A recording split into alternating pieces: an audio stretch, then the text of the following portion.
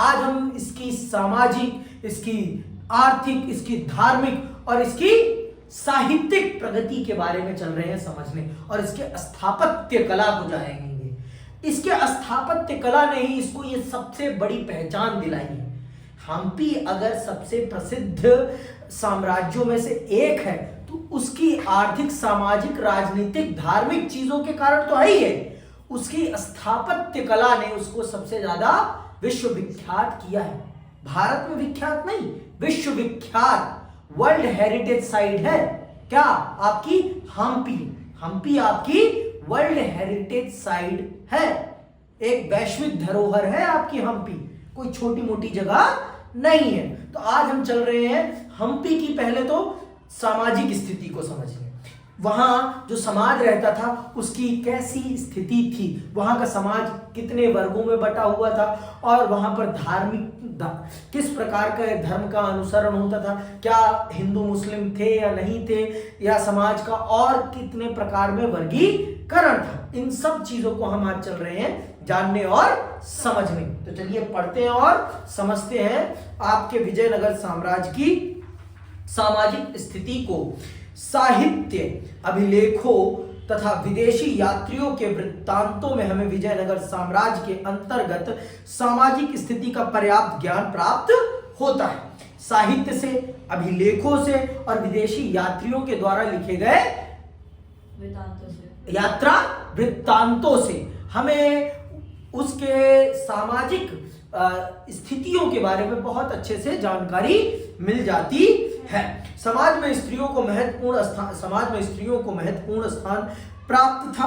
वे कुश्ती, तलवार चलाने, ज्योतिष विद्या एवं हिसाब किताब में कार्यों के अत्यंत प्रवीण थी। तो मतलब महिलाओं की स्थिति भी अच्छी थी, महिलाएं भी समाज में सामाजिक गतिविधियों में पूरा का पूरा भागीदारी करती थी। हर प्रकार के कामों में महिलाओं को सम्मिलित किया गया था। ऐसा कोई भी काम नहीं था जिसमें महिलाओं को सम्मिलित ना किया गया हो, ज्यादातर कामों में उन्हें सम्मिलित किया ही गया था। बहुपत्नी प्रथा समृद्ध वर्गों में प्रचलित थी तथा बाल विवाह सामान्य रूप से प्रचलित थे।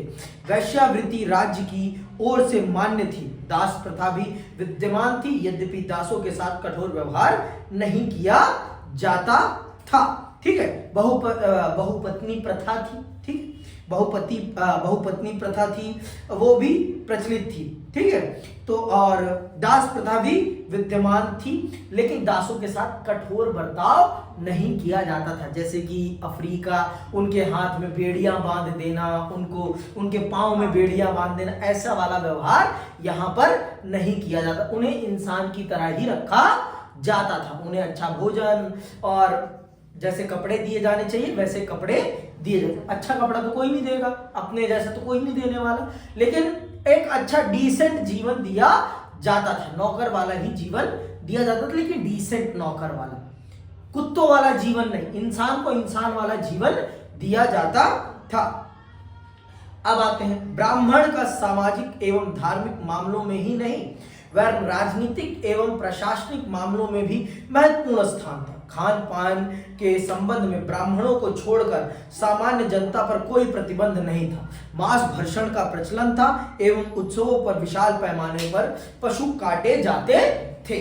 ब्राह्मणों को छोड़कर और किसी पर भी किसी भी प्रकार के भोजन की रोक टोक नहीं थी। ब्राह्मण सर्वोच्च थे, उनका सामाजिक स्तर भी बड़ा था और उनका प्रशासनिक और राजनीतिक हस्तक्षेप भी बहुत अधिक था। उनकी बात को काटा नहीं जाता था। खाने पीने में किसी भी प्रकार की कोई बंदिश नहीं थी, सिर्फ ब्राह्मणों पर ही खाने पीने की बंदिश थी, उसके अलावा किसी पर भी किसी भी प्रकार की कोई बंदिश नहीं थी। बड़े पैमाने पर मांस भक्षण किया जाता था आपके विजयनगर साम्राज्य में। ठीक है, आर्थिक स्थिति पर आते हैं। प्राप्त विवरणों के आधार पर कहा जा सकता है कि विजयनगर साम्राज्य में समाज समृद्ध था एवं जनता खुशहाल थी। विजयनगर साम्राज्य के शासक कृषि को प्रोत्साहन देते थे एवं सिंचाई के संबंध में दूरदर्शिता पूर्ण नीति अपनाते थे। कृषि के अतिरिक्त आंतरिक एवं विदेशी व्यापार दोनों ही होते थे।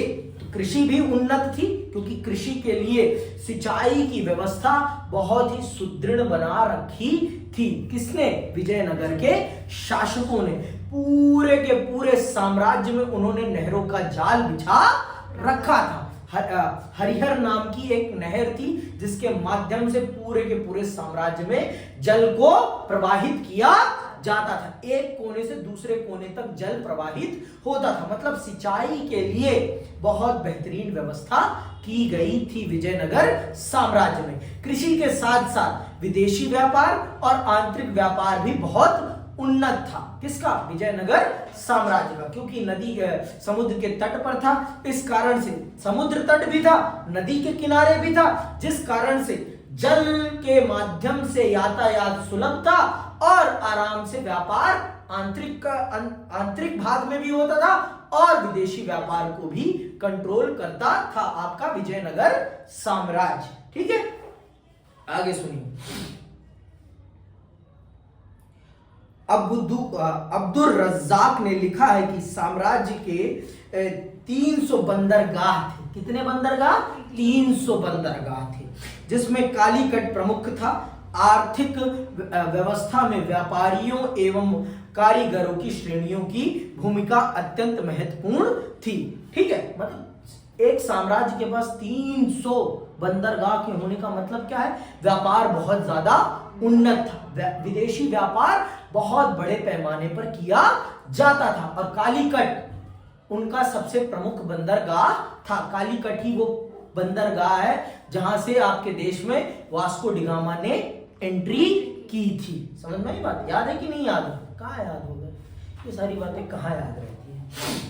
ठीक है, धार्मिक स्थिति। अब आते हैं विजयनगर की धार्मिक स्थिति पर। विजयनगर के शासक उत्तरी भारत के अपने पूर्ववर्ती हिंदू शासकों के ही समान धार्मिक मामलों में पूर्णतः सहिष्णु थे। मतलब सभी धर्मों की इज्जत करते थे, किसी भी धर्म के साथ कोई बुरा बर्ताव नहीं करते थे। विजयनगर के शासक बहुत ही शालीनता से, बहुत ही प्रेम पूर्वक सभी धर्मों को अपने राज्य में रहने की अनुमति देते थे। किसी के साथ भी कोई धार्मिक भेदभाव नहीं किया जाता था। जैसे आज का भारत है, वैसे ही विजयनगर साम्राज्य का भी भारत था, विजयनगर साम्राज्य का भी शासन था। हम आज भी किसी भी धर्म के साथ भेदभाव नहीं करते। हमारे देश में वो भावना नहीं है कि हम इस धर्म को छोटा और उस धर्म को बड़ा। नहीं, हमारे दृष्टिकोण में हर धर्म का एक उद्देश्य ईश्वर की प्राप्ति, और ईश्वर कभी छोटा और बड़ा नहीं होता। ईश्वर एक है और वो न बड़ा है न छोटा है। अगर आप ईश्वर की उपासना के तरीके के आधार पर किसी के धर्म को छोटा और बड़ा मान रहे, अर्थात आप ईश्वर को ही छोटा और बड़ा मान रहे हैं, आप इसका मतलब ईश्वर में विश्वास नहीं करते। आप अपनी विचारधारा में विश्वास करते हैं, आप ईश्वर में विश्वास नहीं करते। समझ में आई बात? तो ये हमें समझने की जरूरत है। ठीक है, अब आते हैं साहित्यिक प्रगति पर। ठीक है, अरे सॉरी, थोड़ा सा भी रह गया था। विजयनगर के शासक वैष्णव धर्म के अनुयायी थे और कहा जाता है कि शैव देवता विरूपाक्ष के नाम पर शासन करते थे। साहित्यिक प्रगति पे आते हैं। देखो, विजयनगर साम्राज्य में मैंने आपको बता ही दिया, हर तरीके से वो बैलेंस साम्राज्य था, इसीलिए उसे यहाँ पर पढ़ाया जा रहा है आपको सबसे अलग तरीके से। उसके ऊपर पूरा का पूरा एक अध्याय लिखा गया है, ऐसे ही नहीं लिखा गया है, बहुत बड़े कारणों के कारण उसे यहाँ पर आपके पाठ्यक्रम में सम्मिलित किया गया है। विजयनगर साम्राज्य कोई छोटा मोटा साम्राज्य नहीं है, और वो एक आप कह सकते हैं आदर्श साम्राज्य था। आदर्श मतलब सभी प्रकार से संपन्न, धार्मिक तौर पर, आर्थिक तौर पर, सामाजिक तौर पर, राजनीतिक तौर पर, सैन्य तौर पर, साहित्यिक तौर पर, हर प्रकार से उसमें बहुत ही अच्छी प्रगति थी। इसीलिए तो विजयनगर साम्राज्य को एक विशेष तरीके से पढ़ाया जा रहा है। बहुत सारे साम्राज्य हुए दक्षिण में, लेकिन उनको उतनी विस्तार पूर्वक आपको नहीं पढ़ाया गया, लेकिन विजयनगर साम्राज्य को पढ़ाया जा रहा है। जिस कालखंड में विजयनगर साम्राज्य हुआ है, उस कालखंड की उत्तर भारत की राजनीति आपको नहीं पढ़ाई जा रही है। आप ये देखिए, उस समय भारत के उत्तरी भाग में दिल्ली सल्तनत का शासन था, दिल्ली सल्तनत रूल कर रही थी। लेकिन दिल्ली सल्तनत आपको नहीं पढ़ाई जा रही, आपको पढ़ाया जा रहा है उस समय कालखंड का विजयनगर साम्राज्य। क्यों पढ़ाया जा रहा है? क्योंकि विजयनगर साम्राज्य में वो खूबियां हैं, वो चीजें हैं जो इस देश के बच्चों को, इस देश के समाज को जानना बहुत जरूरी है, उनके अपने विकास के लिए। समझ में आई बात? आगे सुनो आप लोग। विजयनगर साम्राज्य के शासकों ने साहित्य एवं कला के विकास में भी महत्वपूर्ण योगदान दिया। साम्राज्य की समृद्धि का प्रभाव सांस्कृतिक उपलब्धियों पर भी परिलक्षित होता है। विजयनगर शासक विभिन्न भाषाओं के संरक्षक थे तथा उनके प्रोत्साहन से बहुत सारी महत्वपूर्ण कृतियों की रचना हुई। वेदों के विख्यात टीकाकार आचार्य शरण एवं उनके भाई माधव विद्यारण्य इसी समय में हुए। कृष्णदेव राय के प्रोत्साहन के कारण साहित्यिक गतिविधियों में अभूतपूर्व वृद्धि हुई। उसने स्वयं भी तेलुगु में एक महत्वपूर्ण ग्रंथ अमुक्त मलयद की रचना की। ये 1 नंबर का प्रश्न आता है कि आपके कृष्णदेव राय ने किस तेलुगु ग्रंथ को लिखा है? तो क्या है? अमुक्त मलयद की रचना की। उसके दरबार में तेलुगु साहित्य के 8 प्रसिद्ध कवि थे जिन्हें अष्टदिग्गज कहा गया है। उसके दरबार का प्रसिद्ध कवि पेदंत था। कौन था? पेदंत था। किसके? कृष्णदेव राय के। समझ में आई बात?